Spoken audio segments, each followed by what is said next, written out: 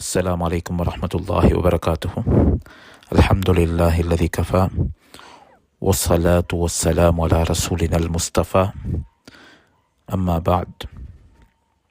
மேலான கண்ணியத்துக்குரிய பெரியோர்களே, இஸ்லாமிய சகோதர சகோதரிகளே, ஃபிக்ஹுடைய வரை விளக்கணத்தை பற்றி சென்ற பாடத்திலே பார்த்தோம். அந்த ஃபிக்ஹ் உடைய வரலாறு இன்று வரைக்கும் மாபெரும் வளர்ச்சியோடு காட்சியளிக்கிற இந்த ஃபிக்ஹ் உடைய ஆரம்பம் எங்கிருந்து உருவாகியது என்ற வரலாற்று பின்னணிகளை நாங்கள் ஆய்வு செய்து பார்க்குகிற பொழுது, நபி ஸல்லல்லாஹு அலைஹி வஸல்லம் அன்னவர்களுடைய காலத்தில் ஃபிக்ஹுடைய நிலை மர்ஹலத்து தஷ்ரீஅ் என்று அந்த காலத்தை வர்ணிக்கிறார்கள். மர்ஹலத்து தஷ்ரீஅ் என்றால் இந்த ஃபிக்ஹுடைய சட்டதிட்டங்கள் உருவாக்கப்பட்ட காலம்.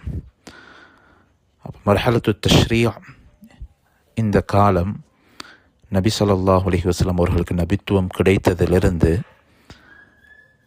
நபி ஸல்லல்லாஹு அலைஹி வஸல்லம் அன்னவர்கள் வஃபாத் ஆகும் வரைக்கும் இந்த காலம் நீடித்திருக்கிறது.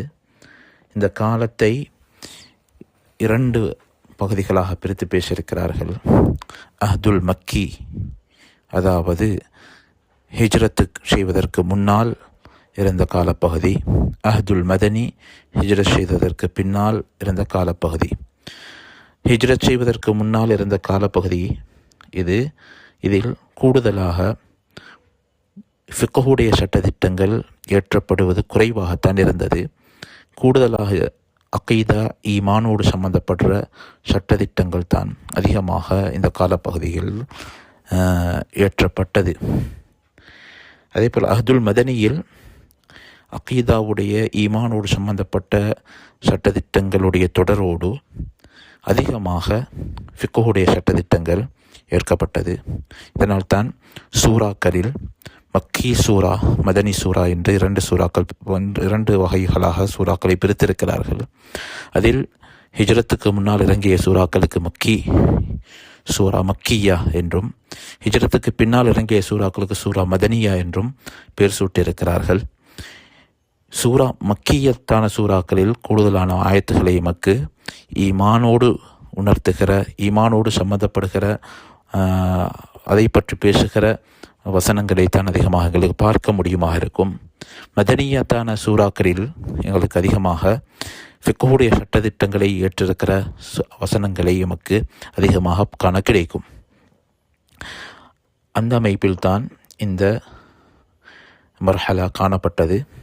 இந்த மர்ஹலா நபி அவருடைய வஃபாத் 11வது ஹிஜ்ரியோடு முடிவு பெற்றது. நபி அவர்களுடைய இந்த வாழ்ந்த காலப்பகுதியில் மாத்திரமே இந்த தஷ்ரீஉடைய மர்ஹலா சுருங்கி இருக்கிறது. அதற்கு பின்னால் ஷரியத்தில் புதிதாக ஒரு சட்டம் இயற்றப்படவில்லை. நபி அவர்கள் வாழுகிற பொழுது மாத்திரமே ஷரியத் ஏற்றப்பட்டது, சட்டத்திட்டங்கள் ஏற்றப்பட்டது. அதற்கு பின்னால் வந்த காலங்களில் புது புது நிகழ்வுகள் நடந்தாலும் அந்த நிகழ்வுக்கான மார்க்க சட்டங்கள் நபி ஸல்லல்லாஹு அலைஹி வஸல்லம் அவர்களுடைய ஹதீஸ்களின் மூலமாக, குர்ஆனுடைய வெளிச்சத்தின் மூலமாகவே இதற்கு பின்னால் வருகிற எல்லா நிகழ்வுகளுக்கான சட்டங்களும் அதிலிருந்தே எடுக்கப்பட்டதை ஒழிய புதிதாக ஒரு சட்டங்கள் உருவாக்கப்படவில்லை, புதிதாக ஒரு சட்டங்கள் ஏற்றப்படவில்லை. அந்த முழுமையாக தஷ்ரீஅ் என்பது, ஷரியத்தாக்குறது என்பது, ஷரியத்துடைய சட்டங்கள் இயற்றப்படுவது என்பது இந்த நபி அவர்களுடைய வாழ்ந்த காலங்களோடு சுருங்கியதாக இருக்கிறது. இரண்டாவது மர்ஹலாவை அடுத்த பகுதிகளில் நாங்கள் பார்ப்போம். அது அல் மர்ஹலத்து மா கப்ல அல் மதாஹிப், மதுஹப்கள் உருவாக்கப்படுவதற்கு முன்னால் இருந்த காலப்பகுதிகள். அந்த காலப்பகுதிகளிலே ஃபிக்ஹுடைய சட்டங்கள் எவ்வாறு இருந்தது என்பதை அடுத்த பகுதியிலே பார்ப்போம். அல்லாஹு தஆலா மார்க்கத்தை சரியான முறையிலே விளங்கி வாழ்க்கையில் அமல் செய்கின்ற பாக்கியத்தை எனக்கும் உங்களுக்கும் தந்தருள்வானாக.